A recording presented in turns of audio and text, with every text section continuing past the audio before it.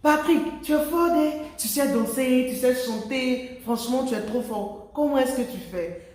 Aujourd'hui, c'est spécial story time et je vous montre comment est-ce que je sais danser et chanter. Je vous explique du moins comment est-ce que j'ai su danser et comment est-ce que j'ai su chanter. Donc, on y va, c'est parti.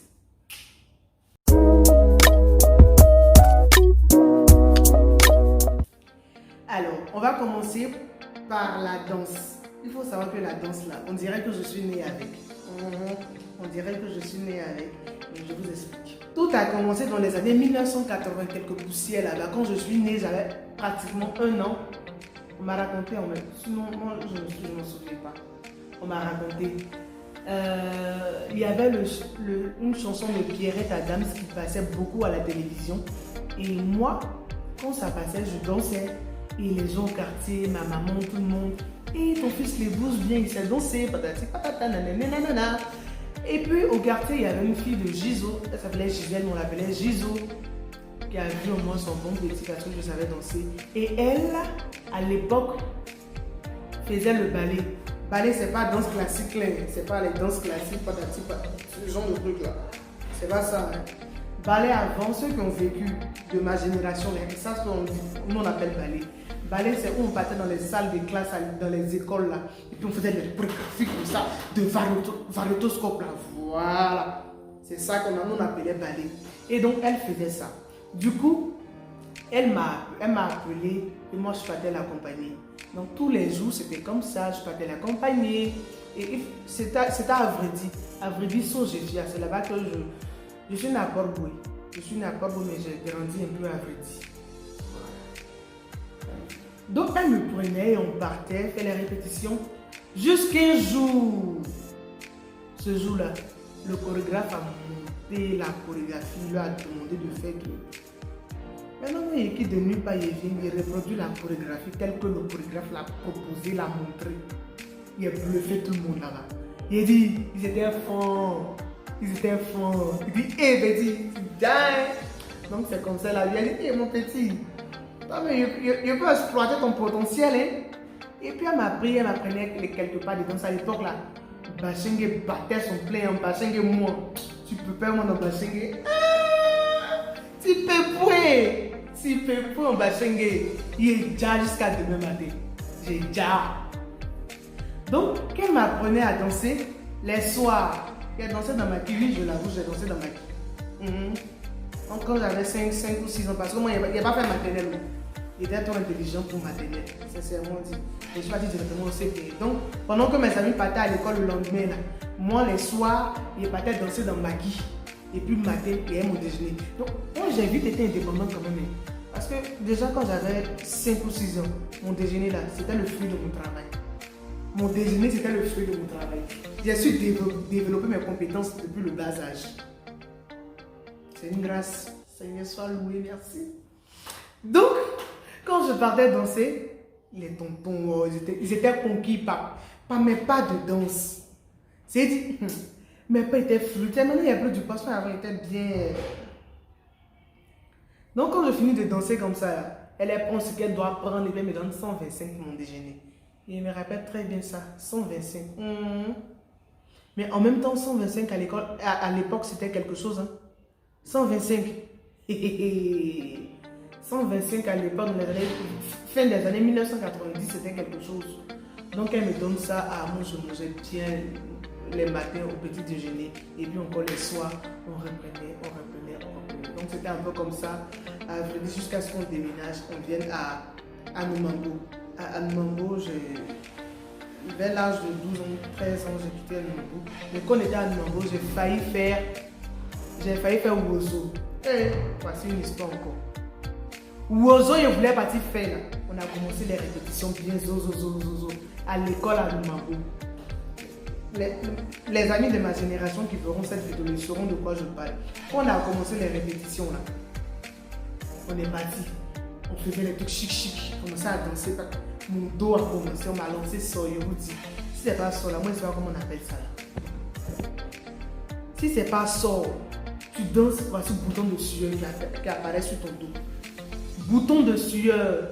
Mon dos me pique. Je ne peux pas faire quelque chose, ça me démangeait. Juste quand le gars, il y avait celui qui s'occupait de nous là, il a remarqué que ça n'allait pas de mon côté. Donc il est venu me voir, tout gentiment, tout doucement. Il dit, ah, il faut rentrer à la maison. Il faut partir. Il dit, j'avais les larmes au bord des yeux comme ça. Je voulais pleurer. J'ai pleuré quand je voulais pleurer. Il a pleuré. Il a pleuré. Parce que ma maman était partie au travail, donc c'est sa soeur qui était à la maison. Tante Suzanne était à la maison, donc c'est qu'elle, quand je suis arrivée là, elle a dit, mais il y a quoi? Et puis je lui ai expliqué qu'elle a vu mon doigt, il y a les petits boutons dessus comme ça. Et quand elle a pris ça, je crois, elle a pris citron, et puis elle a commencé à gratter sur mon doigt avec pour essayer d'enlever l'effet de démangeaison là. Mais c'était déjà trop tard parce qu'ils ont commencé le truc là-bas, c'est plus la peine. Ça allait vite quoi. Mais l'année là, Dieu merci, on a gagné encore les petits moyens d'Abimambo, big up à vous. Ils sont devenus vieux maintenant, ils sont mariés, l'autre enfant. Bon, bref, ça c'était la partie danse. Maintenant la partie chanson. La partie chanson là, toujours à vrai dire, moi mon père c'était maniaque. Il est toujours un maniaque. Il est maniaque. Oui, il est maniaque. Ménage. Chez nous à la maison, là, c'est mon père qui faisait ménage. Maman faisait rien dans la cuisine. Donc, à chaque fois qu'il doit faire le ménage, il nous met devant la porte. Parce que lui, son ménage, là, il peut commencer à 8h pour finir à 20h. 8h pour 20h. Donc, quand papa fait le ménage comme ça, là, cassette de garagiste, Loul International, les salopards, tout ça, il mettait pour s'inspirer. Et indirectement, on se nourrissait de cette bonne musique-là. En tout cas, moi, personnellement, je me nourrissais de cette musique-là. Et aujourd'hui, j'ai une culture musicale dans mon pays. J'ai une culture musicale. J'ai une culture dans ce domaine-là. Je connais un peu la musique. Donc, voilà, c'était un peu ça. Et puis, un jour, pendant l'été 2006 ou 2007, l'été sous. Tu es ivoirien, petit. Ici, là, c'est Côte d'Ivoire. Pendant les vacances de 2005 ou 2007, sur Disney Channel. Il faut dire que moi, je suis un plus produit de Disney Channel aussi. Voilà. C'est Disney Channel même. Pendant cette époque-là, il y avait... il y a mes blessés, quoi. Il y n'aime pas ça. Pendant cette époque-là, il y avait, comment on appelle ça, un nouveau film qui allait sortir. C'était High School Musical. High School Musical, ce film-là. Donc, quand j'ai regardé le film-là, je reproduisais à la maison parfaitement les chansons du film. C'était une comédie musicale, vraiment bien écrite. Les scénarios étaient parfaits. En tout cas, c'est un film qui a